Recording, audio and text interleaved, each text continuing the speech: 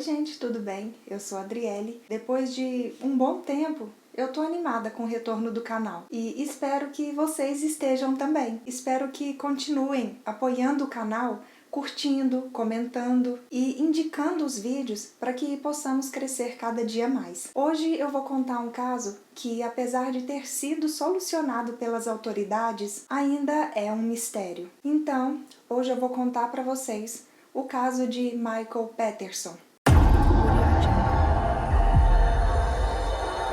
Michael Iver Patterson nasceu no dia 23 de outubro de 1943 em Nashville, no Tennessee, Estados Unidos. Filho de Eugene Ivy Patterson e Eleanor Patterson. O Michael cresceu em um lar de classe média e teve uma infância bem tranquila. Ele se formou na Universidade Duke com um bacharelado em Ciências Políticas. Depois de se formar, o Michael foi trabalhar no Departamento de Defesa dos Estados Unidos, onde foi designado para pesquisar argumentos que apoiavam o aumento do envolvimento militar no Vietnã. Naquele mesmo ano, ele se casou com uma moça de nome Patricia Sui. Ela era uma professora de escola primária e eles tiveram 2 filhos, o Clayton e o Todd. Em 1968, o Michael se alistou no Corpo de Fuzileiros Navais dos Estados Unidos e serviu na Guerra do Vietnã. Em 1971,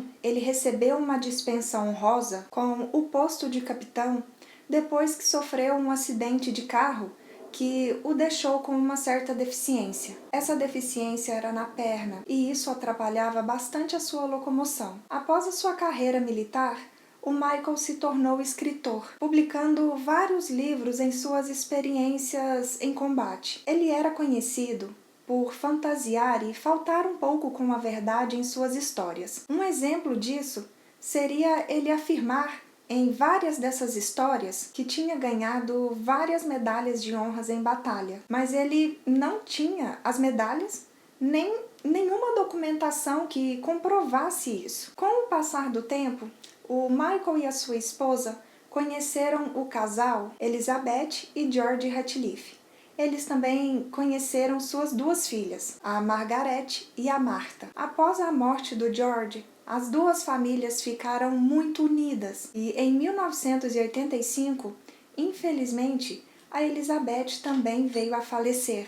Devido à proximidade das famílias, o Michael tornou-se então o guardião das 2 filhas dela. 2 anos depois, em 1987, o Michael e a Patricia se divorciaram. Os filhos do casal ficaram morando com a mãe e a Margaret e a Martha foram morar com o Michael em Durham, Carolina do Norte. Um tempo depois, o Clayton e o Todd também decidiram ir morar com o pai. O tempo foi se passando e o Michael seguiu sua vida. Ele então conheceu uma jovem de nome Kathleen Atwater e em 1989 eles foram morar juntos. Ela era uma executiva de negócios de sucesso da Nortel, uma fabricante multinacional canadense de equipamentos de telecomunicação e rede de dados. Em 1997, eles se casaram e logo em seguida tiveram uma filha de nome Caitlin. A família parecia bem.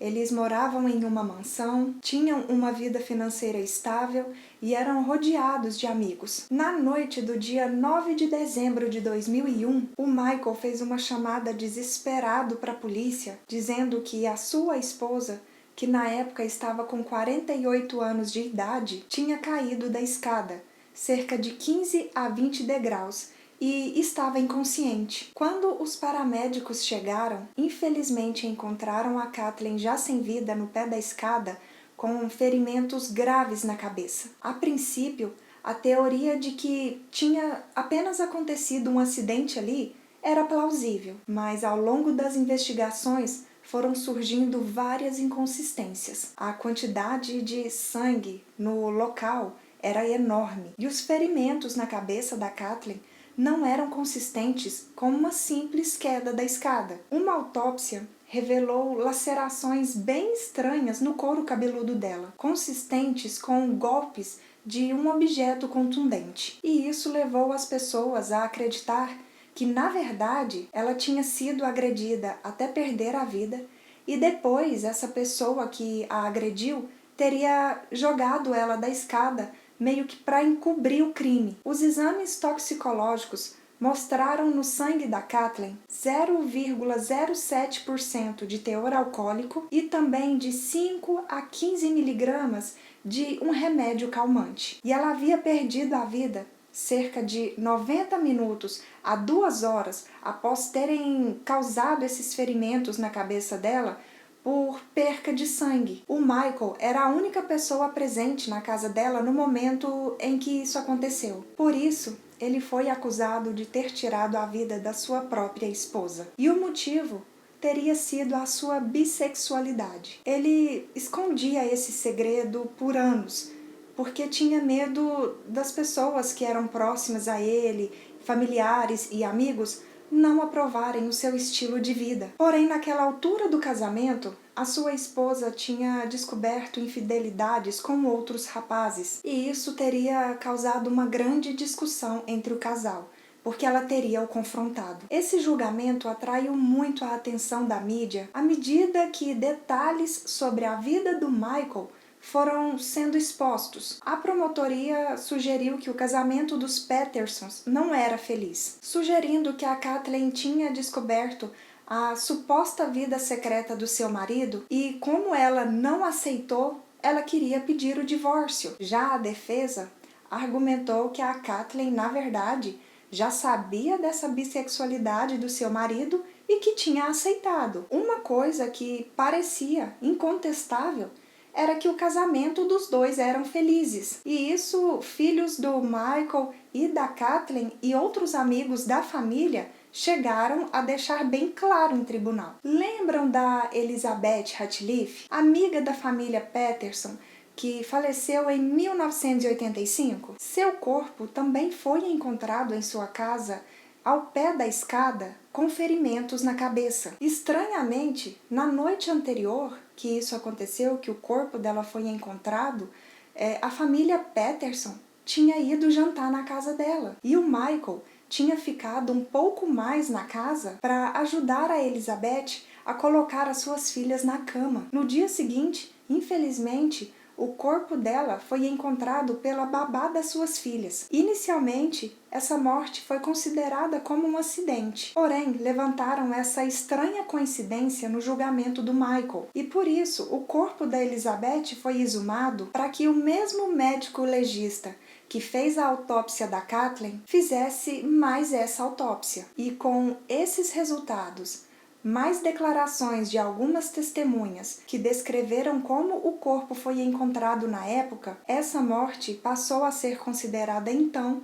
como um homicídio. A promotoria se recusou a acusar o Michael de ter tirado a vida da Elizabeth, mas introduziu esse incidente no julgamento. E isso porque daria a entender que o acusado sabia como fingir o acidente da sua esposa. Dessa forma, no dia 10 de outubro de 2003, um júri condenou o Michael a homicídio em primeiro grau por ter tirado a vida da sua esposa. Ele foi sentenciado à prisão perpétua sem possibilidade de liberdade condicional. Nesse mesmo ano, surgiu a teoria de que a Elizabeth, na verdade, teria se acidentado porque estava fugindo de uma coruja. Vendo melhor a lista de evidências coletada no local onde o corpo foi encontrado, identificaram que haviam coletado uma lasca microscópica de galho e uma pena no cabelo da vítima que comprovaria essa teoria. Porém, nenhuma moção para um novo julgamento foi apresentado sobre esse ponto. Mas calma,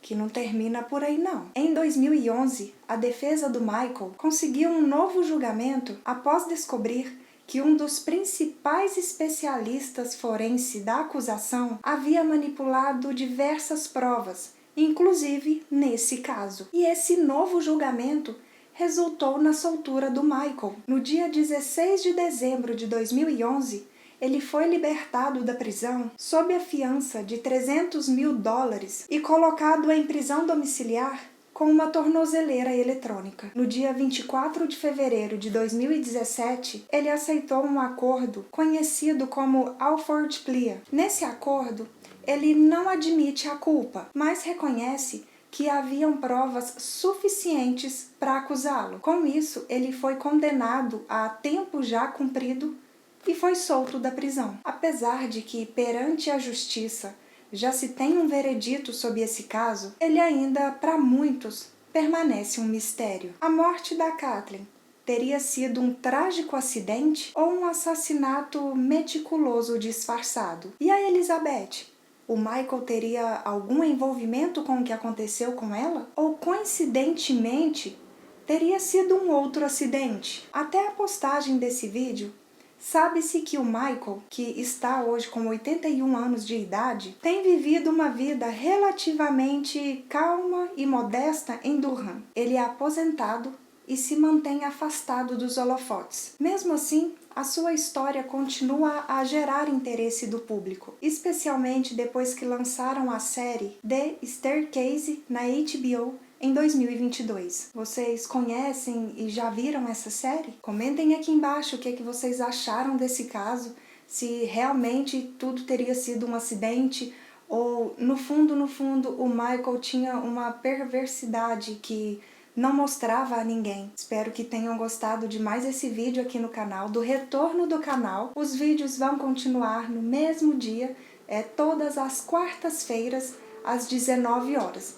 Então, mesmo se o YouTube não notificar, pode vir aqui no canal nesse dia, nesse horário, que muito provavelmente, acredito que bem provavelmente, vai ter vídeo novo de caso criminal. Espero então vocês aqui no próximo vídeo, na próxima semana. Então, tchau!